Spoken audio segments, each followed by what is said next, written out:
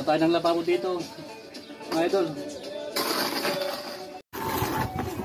Gawa tayo ng lababo ko dito, mga idol. Tanggalin na natin yung lababo ko dun sa loob para lumuwang kunti. Ilalagyan na lang natin dun ng dining table natin dun. So dito na tayo maglalagay ng lababo. Vertication.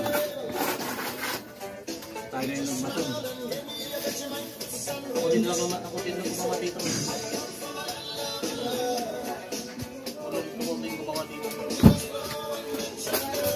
Dali lang yung gawin ko. Magala lang magpalibot ng iba.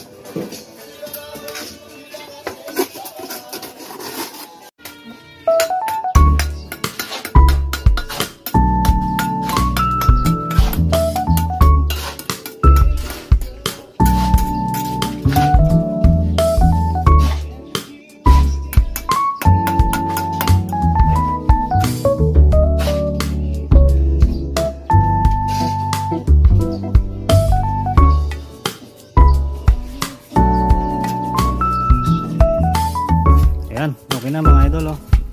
Nasintahan ko na. Yan. Yan, dugtong na lang natin dito yan.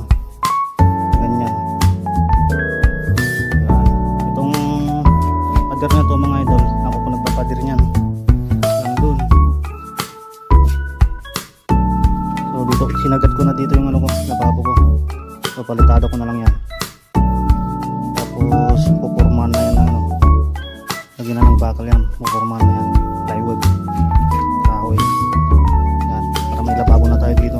Kasi pag doon naman sa loob, masigip. Wala pa tayong ano doon, wala pa tayong pusit. So dito muna tayo, dito na lang tayo. Dito na lang tayo talaga magano, maglalababo. Yan, pansin nyo yan. O, may ginawa ko nga dyan, kanal.